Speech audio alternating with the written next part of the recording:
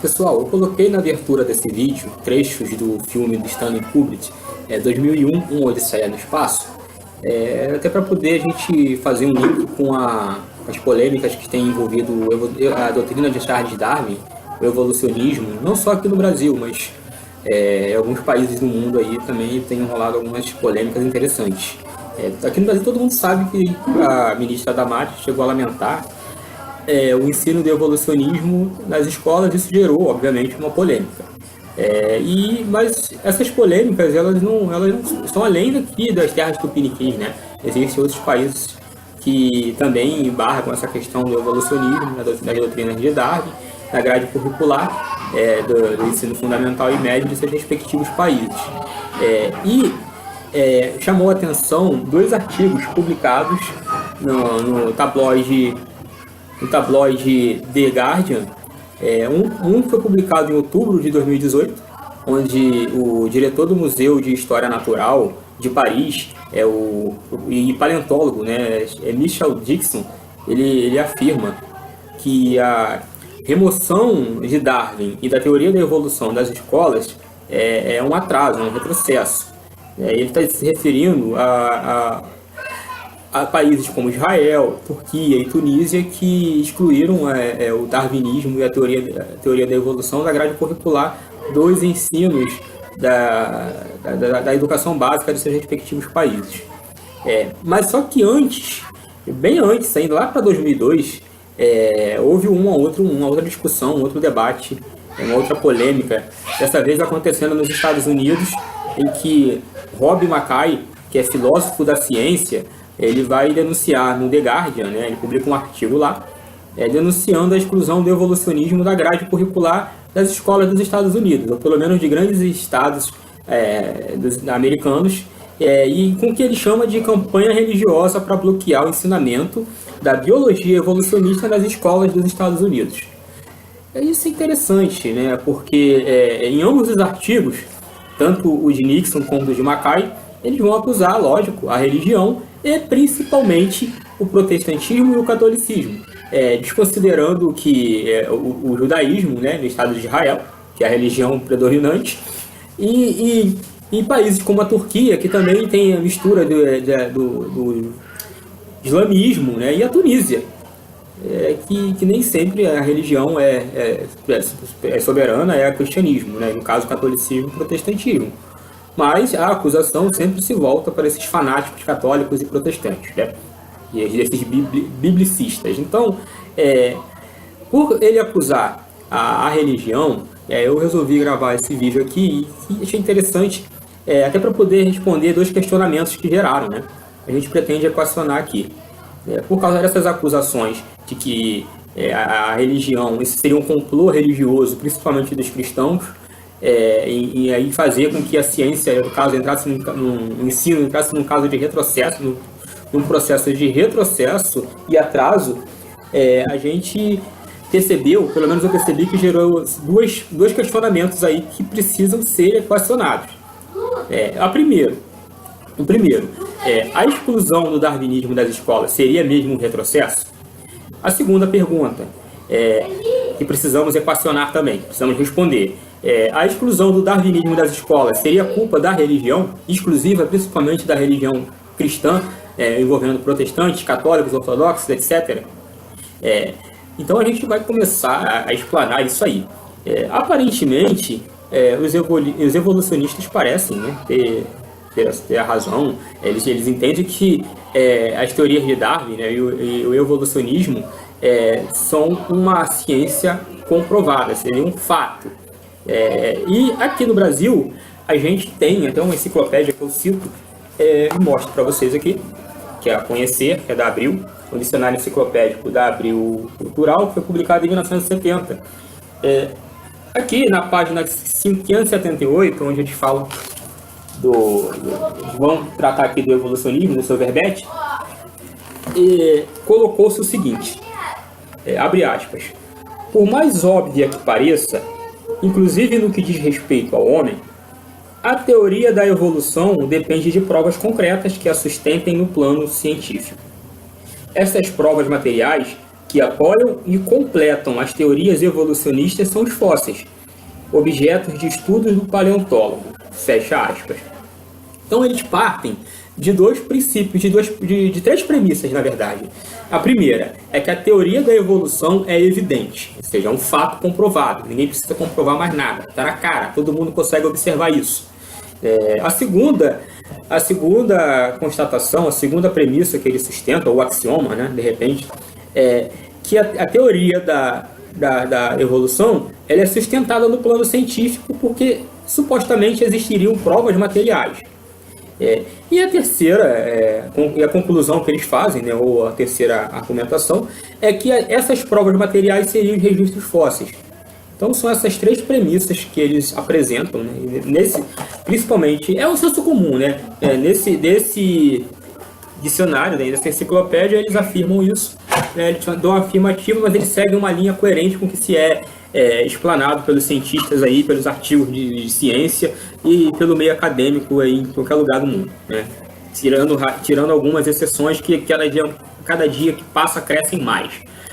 Então, eu queria mostrar para vocês o seguinte, eu queria falar com os senhores que, apesar deles defenderem que a teoria da evolução é um fato, há quem diga o contrário, e já há muito tempo.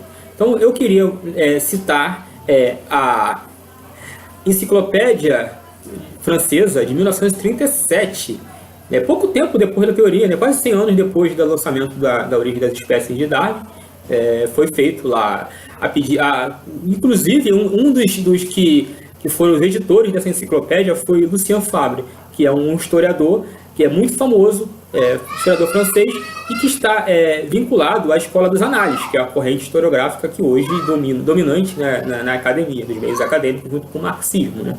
Então, nessa enciclopédia francesa, que Lucien Fabre foi um dos editores, eles escreveram o seguinte, no quinto volume, né, porque lá assim, é separado por volumes, então assim, para poder a gente procurar a documentação, a gente tem que pensar no seguinte, esse aqui é o quinto volume, supondo, esse é o quinto volume da enciclopédia francesa, então lá vai estar relacionado tudo que diz respeito à origem da vida. E aí você vai procurar no tópico 82, que é o verbete 82, que é o verbete que fala sobre o evolucionismo. E no subtópico 3 é que tem a afirmação deles. Então eles dizem o seguinte lá, os editores, os estudiosos lá, inclusive o diretor, um é diretor do Museu Natural de Paris. Eles dizem o seguinte: nenhum fato biológico a favor da teoria da evolução. E começa a descrever a sua argumentação. Eles dizem, abre aspas, as teorias da evolução, das quais nossos jovens estudiosos nunca embalavam, constitui atualmente um dogma que todos continuam ensinando, mas cada um em sua especialidade. Zoólogo ou botânico observa que nenhuma das explicações fornecidas podem sobreviver. Sejam os documentos trazidos pelos lamarckistas, pelos darwinistas ou pelas escolas subsequentes. Repito, está na Enciclopédia Francesa de Paris, do ano de 1937, volume 5º, verbete 82, subtópico 3. Aí eu vou fazer umas anotações aqui, umas observações. Vou abrir parênteses aqui para dar umas observações sobre o que está escrito aqui, né? Sobre esses comentários, principalmente citação aos lamarckistas, né?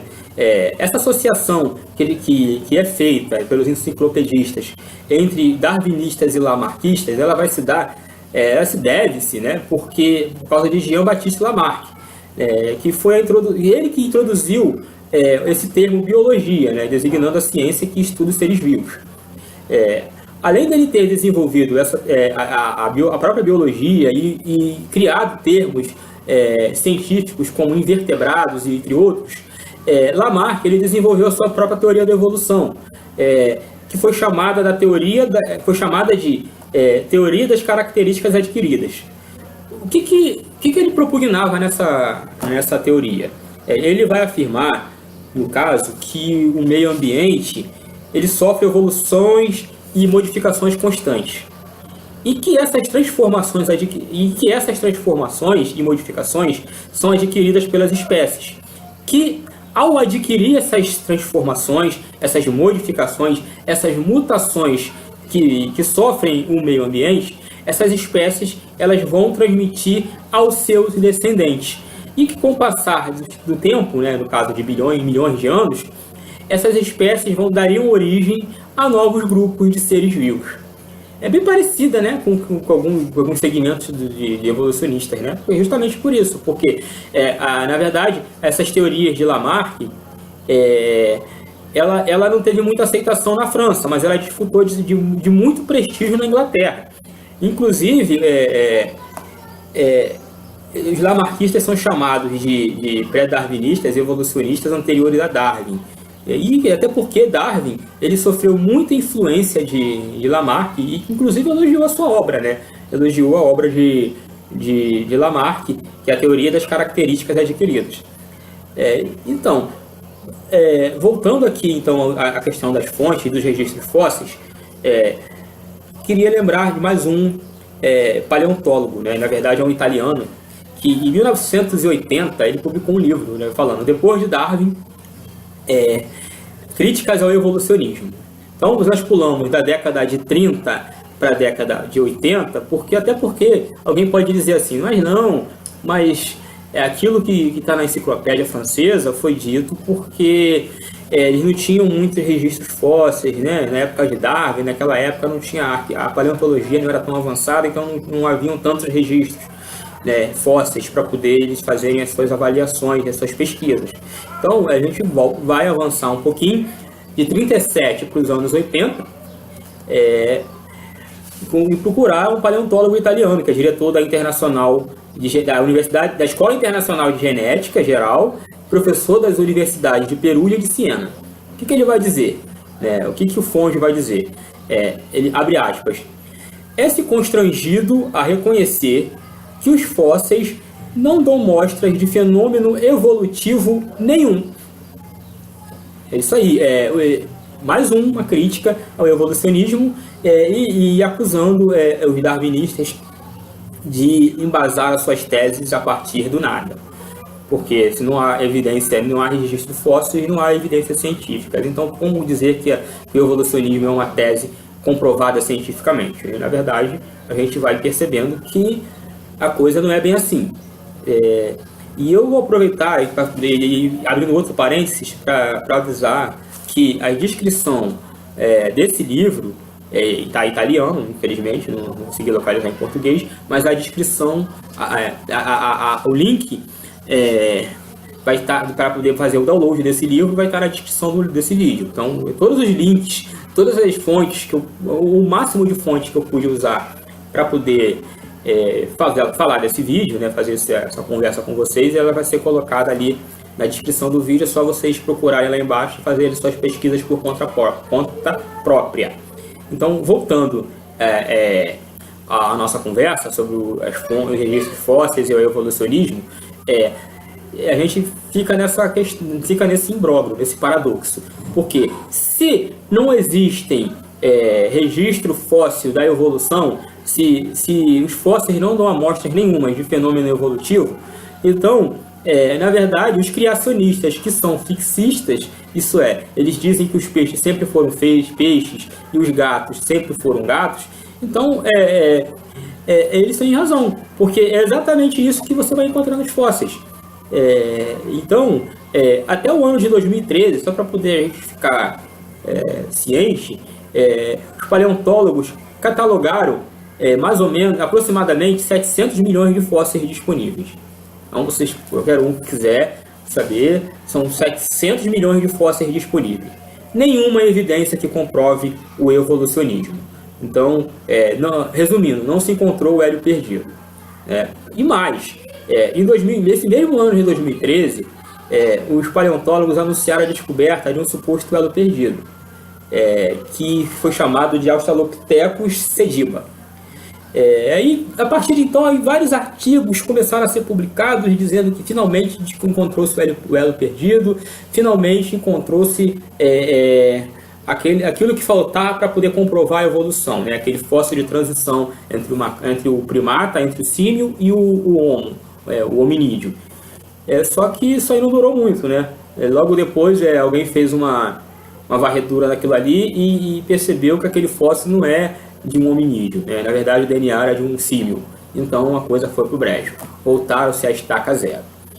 Então, eu também queria citar com vocês, e inclusive, eu fiz até um esqueminha, um de desenhos, que vocês podem observar aqui atrás, do meu quadro branco, que foi baseado num outro biólogo, né? Na verdade, eu fiz aqui um esquema de um artigo de um biólogo chamado Vittorio... Ai, gente, esqueci o nome agora. Perdão. Eu estou com um livro aqui, eu vou procurar aqui que aqui tem, né? Vittorio Marcosi. Isso aqui é arqueologia bíblica, então você tem aqui depoimentos de diversos paleontólogos, tem paleontólogos, arqueólogos, biólogos, inclusive professores de português, historiadores, filósofos da ciência, tudo aqui. Eles vão estudar aí arqueologia bíblica e tem artigos bem interessantes sobre a questão do evolucionismo também.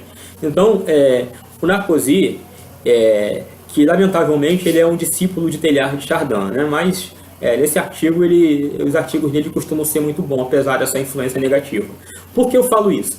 Porque mais à frente vocês vão entender que o papel de Teilhard de Chardin teve, né, numa das maiores vergonhas evolucionistas que surgiram. Mas enfim, eu quero voltar aqui e tratar agora do artigo de Marcosi, Vittorio Marcosi, que é o título do artigo é A Palavra de um Biólogo. E ele vai analisar duas questões nesse artigo.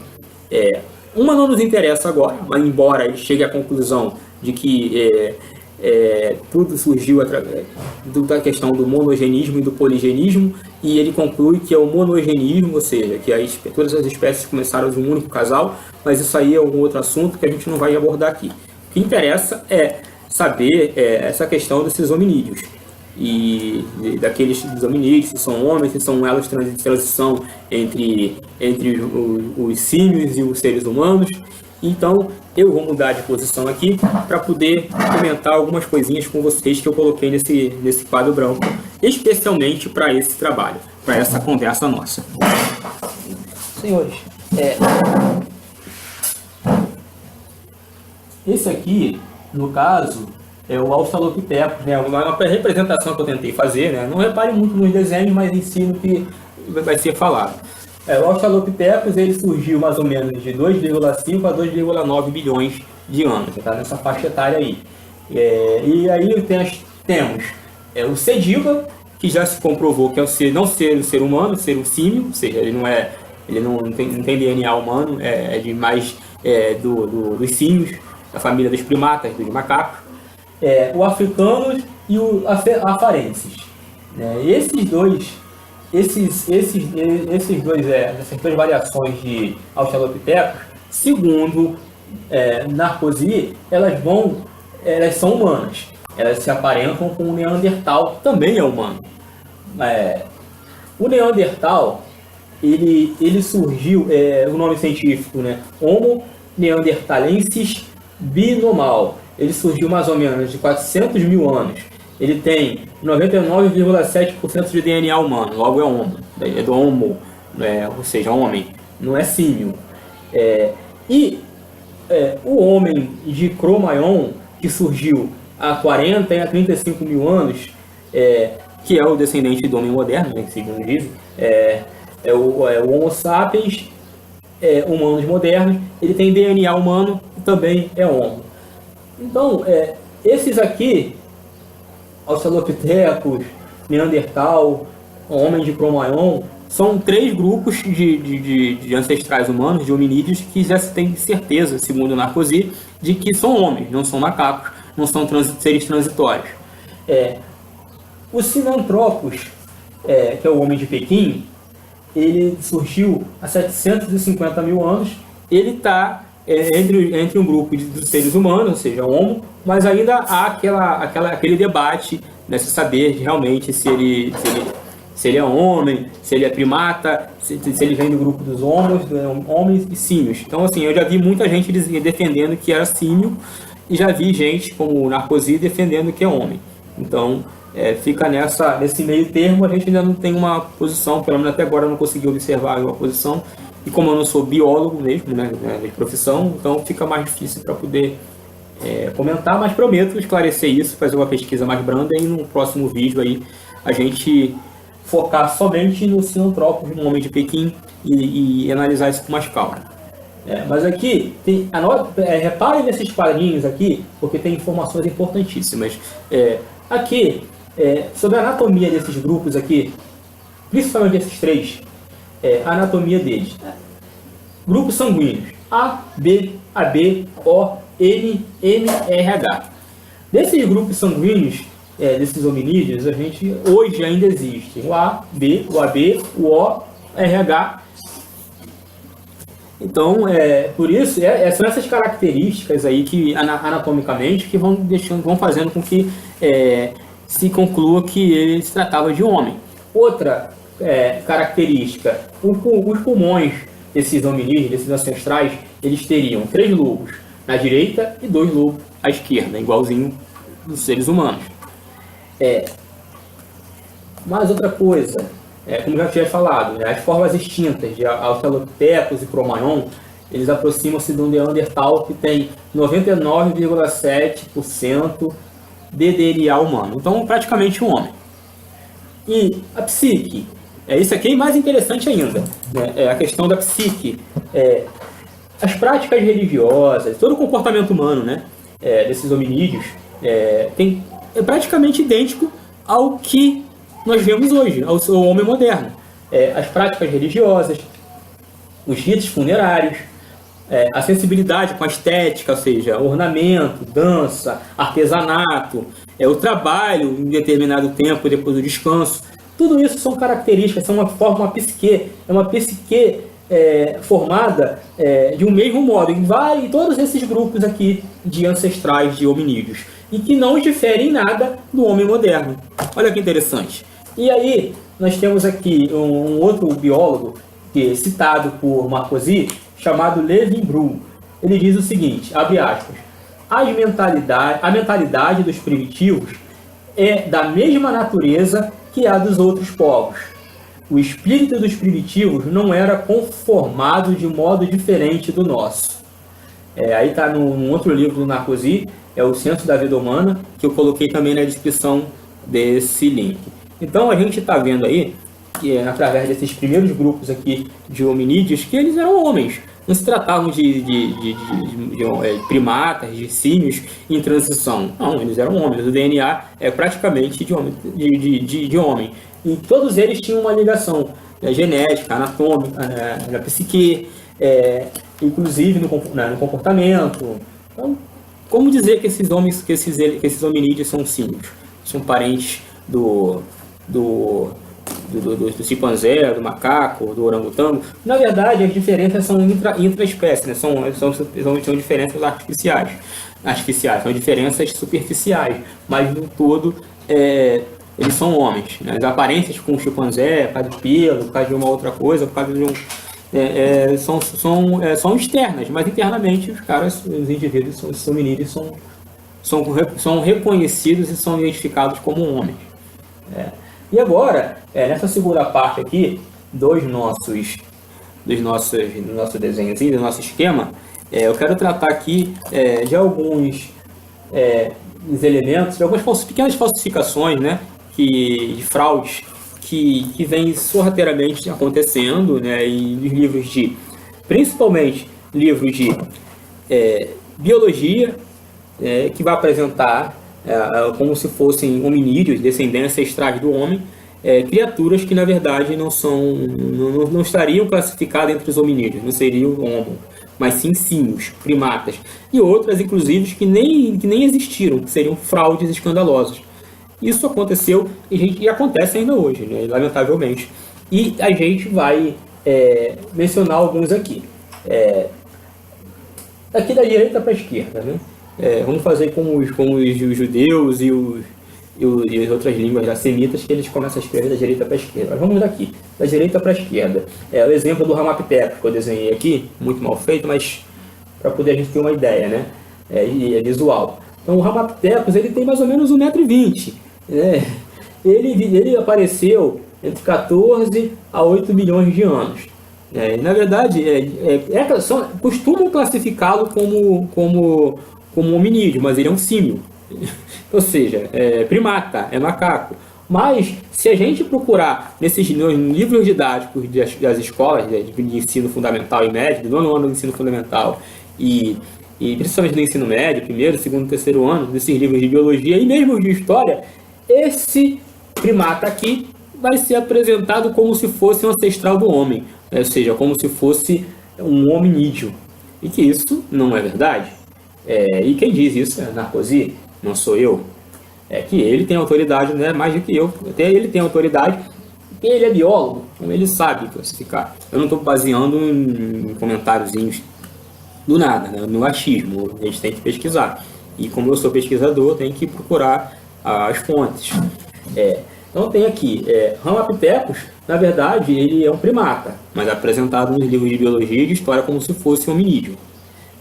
Aqui é o segundo, é o Homo erectus, que surgiu mais ou menos entre 1,5 milhão e 300 mil anos antes de Cristo. Ele surgiu através, foi descoberto, na verdade, dentes de orangotango, um fêmur, que aparentemente era um fêmur humano, uma caixa craniana de um macaco. E o que acontece? Julgou-se que este fosse um hominídeo. Mas aí vem o seu descobridor, que é o Eugênio Dubat, que era um paleontólogo e biólogo. Ele admitiu que, na verdade, o Homo erectus não é um hominídeo, ele é um macaco. Então, mais um. Então, não só o Homo erectus, como a sua variação. O Homo erectus javanense, também, que surgiu mais ou menos em 1 milhão e 700 mil anos atrás. Então, toda essa variação aí seriam símios, não seres humanos, não hominídeos, mas que são classificados nos livros de história e de biologia como hominídeos. E assim vai fazendo a cabeça das nossas crianças. E aqui tem mais, tem o Pithecanthropus, que eu não desenhei por falta de espaço, que são símios e primatas. Isso aí inclusive os evolucionistas admitem isso, então não tem muita polêmica quanto a isso. E aí temos dois casos de fraude mesmo, né? O homem de Piltdown, que surgiu em 1908, que já se comprovou uma fraude, uma farsa. E aí o homem de Piltdown, eu vou fazer um comentário um pouco mais extenso, porque ele vai nos remeter ao nosso amigo Teilhard de Chardin, que eu citei no começo do vídeo, para falar, quando eu comentei sobre o Narcosi, que ele tinha afinidade, né, ele seguia a mesma linhagem de Teilhard de Chardin. Acontece o seguinte, que foi descoberto, né, forjaram, né, um elo perdido em 1908, que foi considerado como um elo, toda a ciência, né, entendeu que descobriu-se então um elo perdido da evolução. Pegaram a mandíbula de um macaco com crânio humano, e aí fizeram uma montagem e apresentou-se no Museu Nacional de Londres, e foi feito várias exposições, e já dando comprovado, a imprensa inteira, todo mundo dando comprovado que realmente o homem teria evoluído dos símios e seria aquilo ali o elo perdido da evolução. Acontece que logo na década de 60 alguém fez uma checagem naquele fóssil, né? E aí descobriu que nada mais aquilo ali era uma fraude muito mal feita para tentar justificar o evolucionismo, né? E dentro dessa fraude, né, descobriram que era o crânio era de um ser humano, a mandíbula de um símio, e aí eles fizeram todo um processo de gesso, aplicação de gesso, para poder moldar direitinho e parecer de fato que aquilo ali era a prova o elo perdido da evolução. Isso caiu por terra, e nunca mais os evolucionistas falaram nisso, né? E quando se falam, eles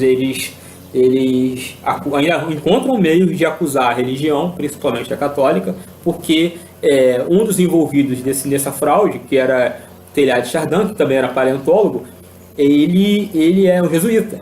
Um jesuíta, péssimo jesuíta, né? Porque ele foi condenado pela igreja, silenciado, e é um modernista herege, na verdade é essa. Em termos de teologia, ele abraçava a corrente modernista, que foi condenada por diversos papas. Apesar de hoje haver um grande elogio de João Paulo II, elogiou Bento XVI e Francisco elogiando, elogios eloquentes da Teilhard de Chardin, na verdade todo mundo sabe que esse indivíduo passa a ser no campo da teologia de um herege. E no campo da paleontologia ele tem esse problema porque ele estava envolvido nesse processo de falsificação e por estar envolvido nesse processo de falsificação, a sua equipe também estava envolvida nisso aí, no caso do homem de Piltdown, acontece agora que os evolucionistas eles usam isso para acusar a religião, para acusar o catolicismo de ter contribuído com a farsa do homem de Piltdown. Mas acontece que o homem de Piltdown estava sendo utilizado, serviu os propósitos evolucionistas por um bom tempo. E quando não foi desmascarado, aí servia para os evolucionistas. Ninguém se preocupou em dizer que aquilo era uma fraude. Depois que foi desmascarada a farsa, aí acusam a igreja. Acusam, né? Assim, os embates, os entraves ideológicos entre criacionistas e evolucionistas é sempre essas discussões. Inclusive essas partes baixas também.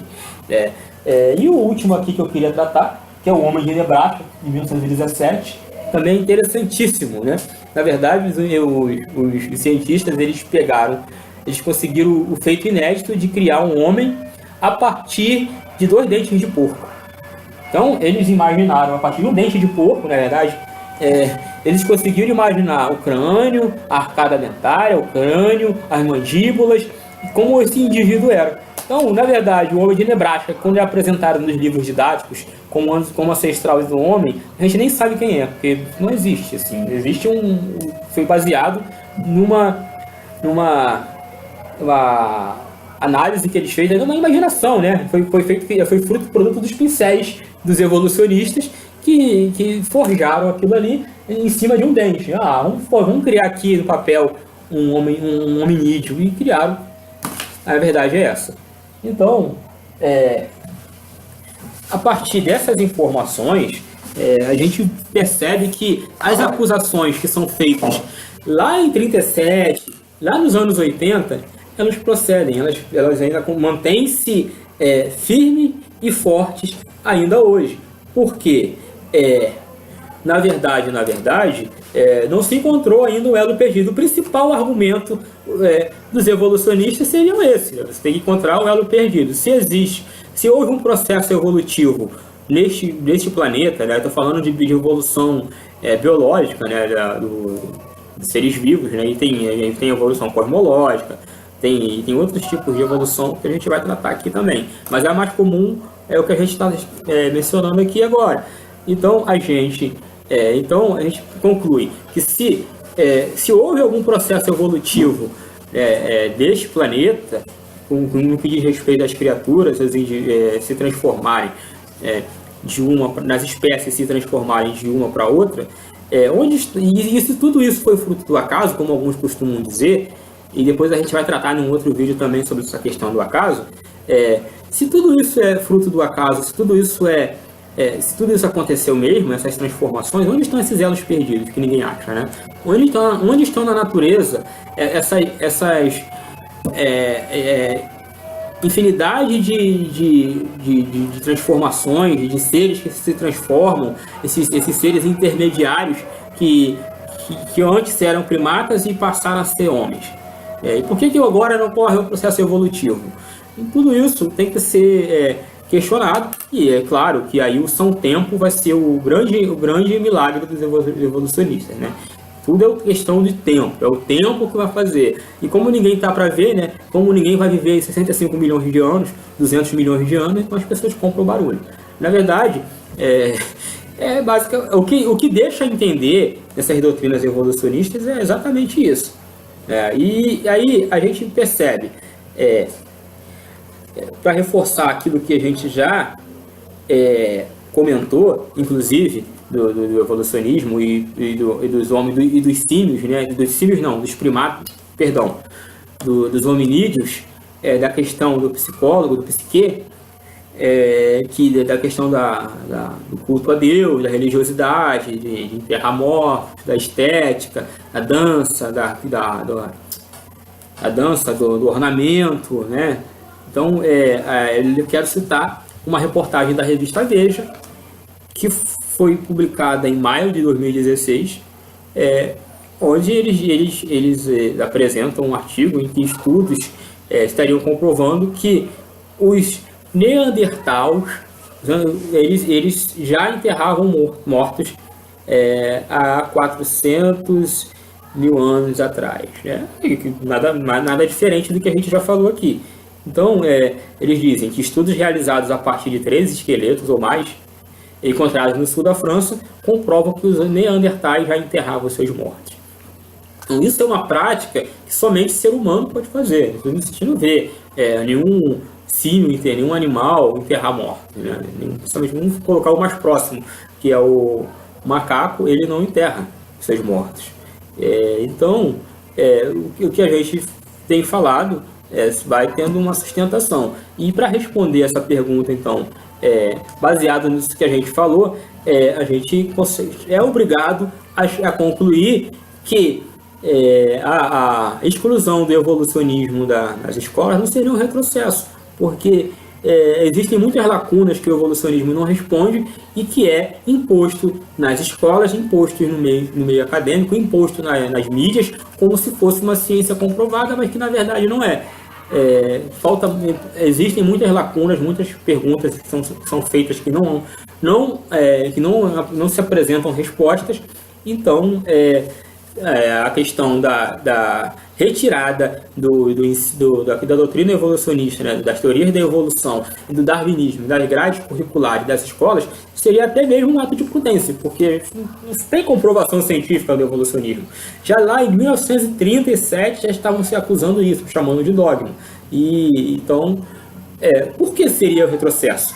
Essa aqui é a pergunta que se deve fazer. E na verdade, a gente sabe que se existem biólogos, paleontólogos dizendo que não há registro de fósseis que comprovem a evolução, existem outros que dizem que sim. E aí, como é que fica essa questão? É que na verdade, esses que apresentam mudanças nos registros fósseis, esses que defendem que houveram mudanças, eles apresentam mudanças superficiais, no sentido de ser intraespécie. Ou seja, são transformações que vão ocorrer dentro do organismo, dentro da própria espécie, e que não vai caracterizar uma transformação de uma espécie para outra, que é o que a gente está argumentando aqui, que é o que eles mesmos propugnam, que de um símio chegou ao homem.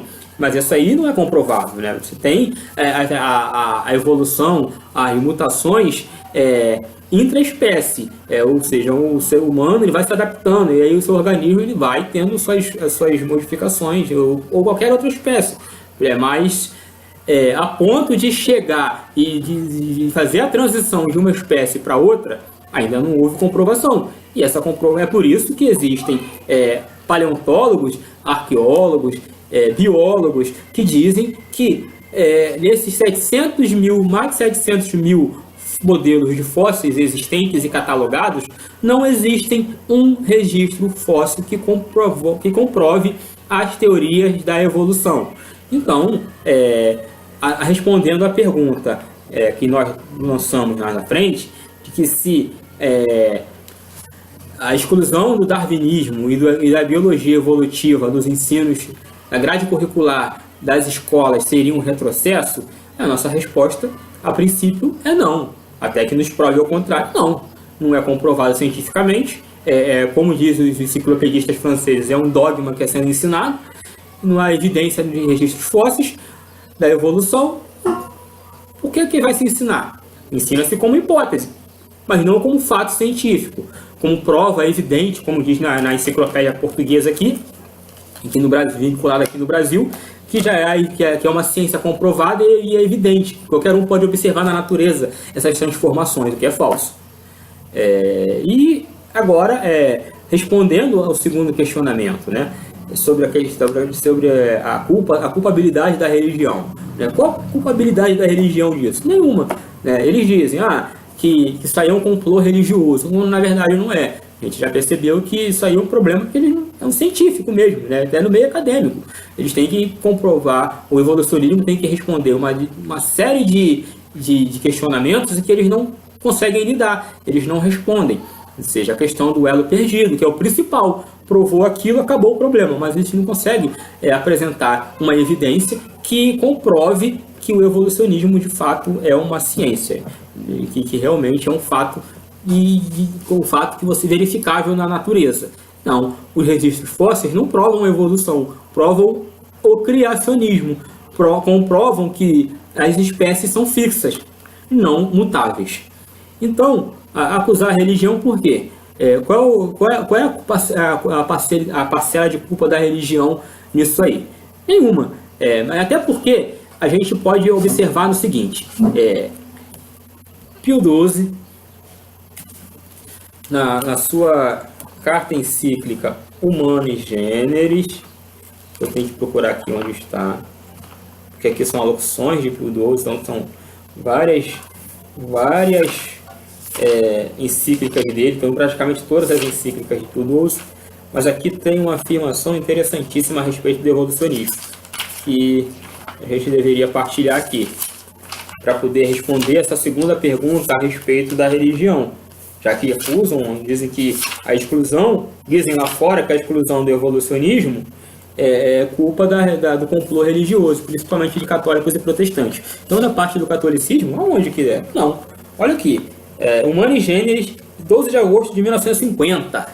Então, 12 anos aí, 13 anos após o lançamento da enciclopédia francesa, acusando o evolucionismo de ser um dogma, né, que é propugnado por esses seus adeptos, não uma ciência de fato.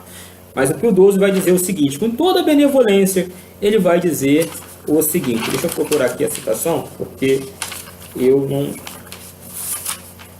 Aqui, no número 36, abre aspas, ele diz o seguinte: por isso, o magistério da Igreja não proíbe que nas investigações e disputas entre homens doutos de ambos os campos, que campos?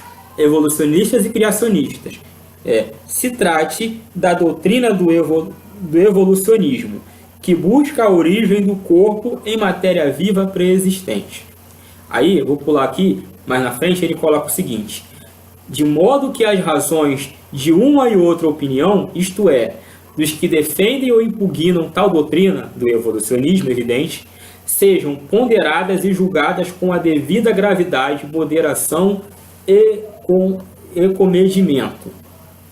Fecha aspas.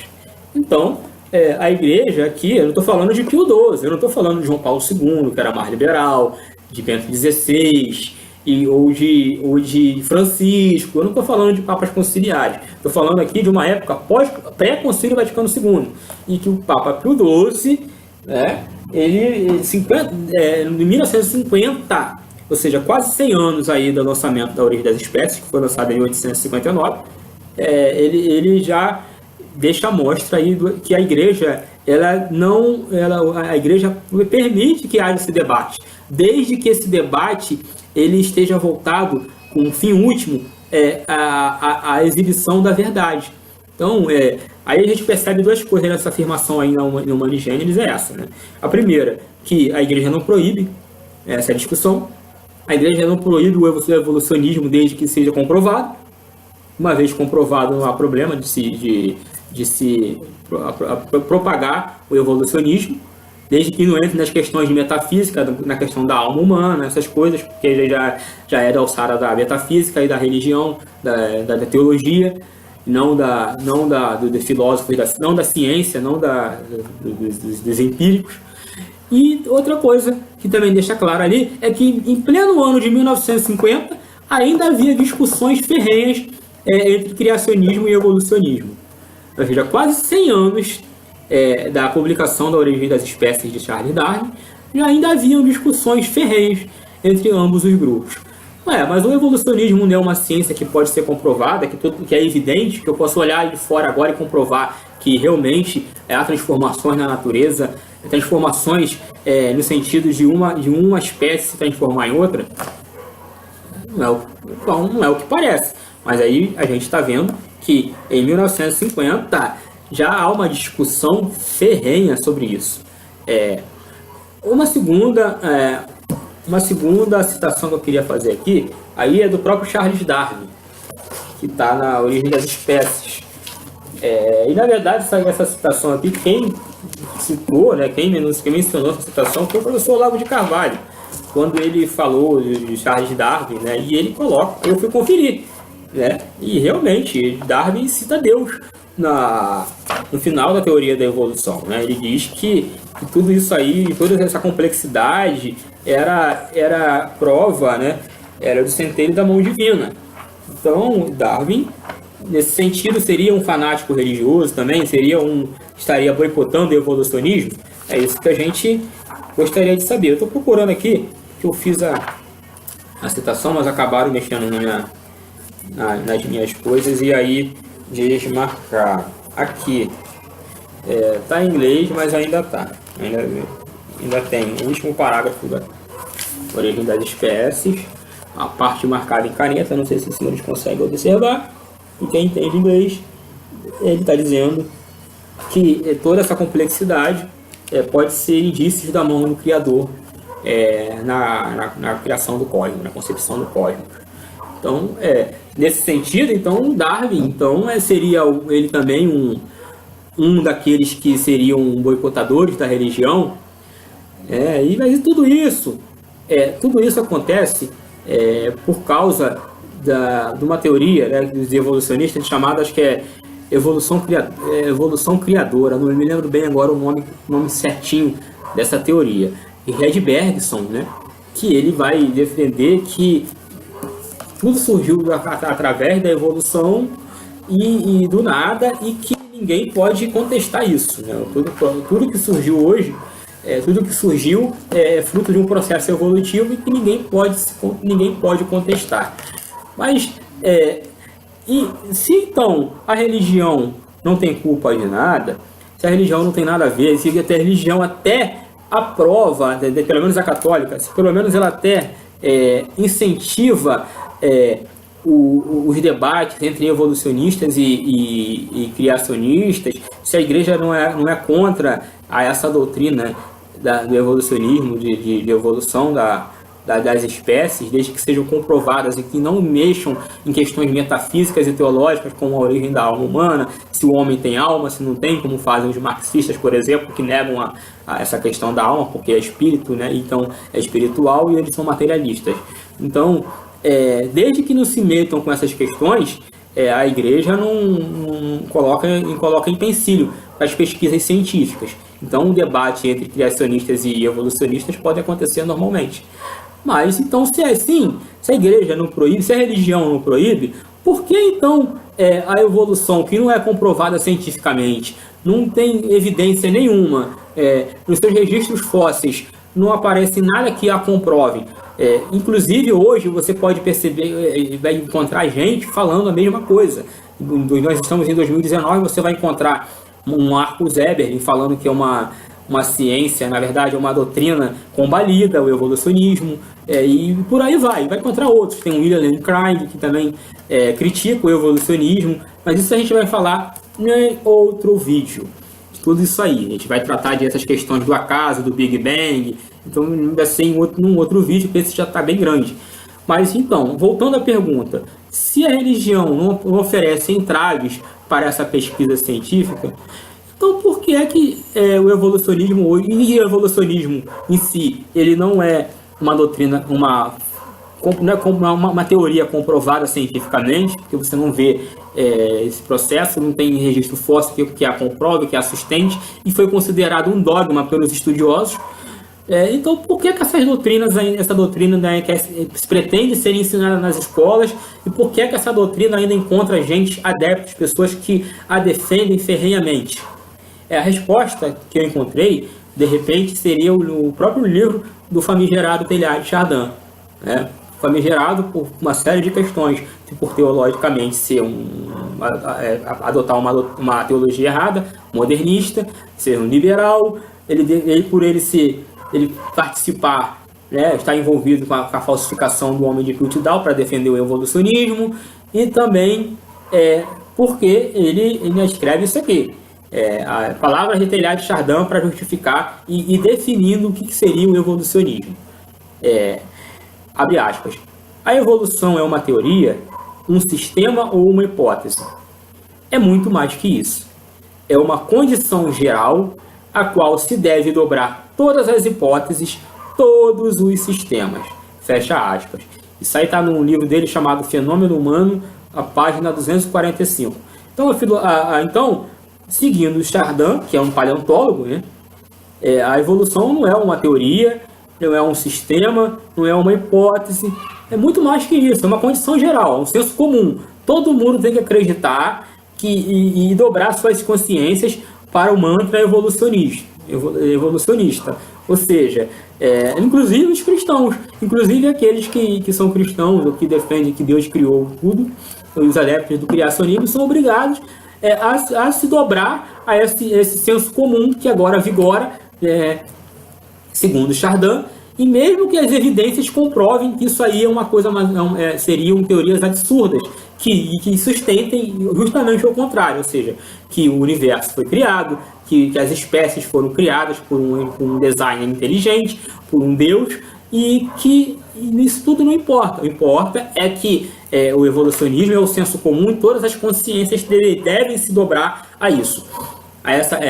Esse senso comum, esse mantra, essa condição geral. Então é isso que vai sustentar o evolucionismo. Então é por isso que a gente encontra pessoas inteligentes, paleontólogos, diretores de museu, professores, gente culta, né, formada, e defendendo que o evolucionismo é uma ciência e defendendo que tirar o evolucionismo das grades curriculares das escolas seria um atraso, um retrocesso, quando na verdade não, seria um avanço, porque acabar com essa ideia de que o evolucionismo, um senso comum, sendo tratado como ciência dentro das escolas. Acabar com essa ideia de primatas sendo apresentados como se fossem hominídeos. E tantas outras aberrações que a gente já está acostumado, quem está acostumado com o ambiente escolar, quem lida com o meio escolar, com sala de aula, e que tem que ir para a sala de aula apresentar a matéria, dar a sua disciplina, já está acostumado. Então, eu termino aqui. Termino esse vídeo aqui, mas esse assunto ainda vai voltar. Então, a gente vai tratar de outros assuntos relacionados ao evolucionismo, como aquela questão do Big Bang, a questão do acaso, a evolução cosmológica e etc. Um grande abraço. Fiquem todos com Deus.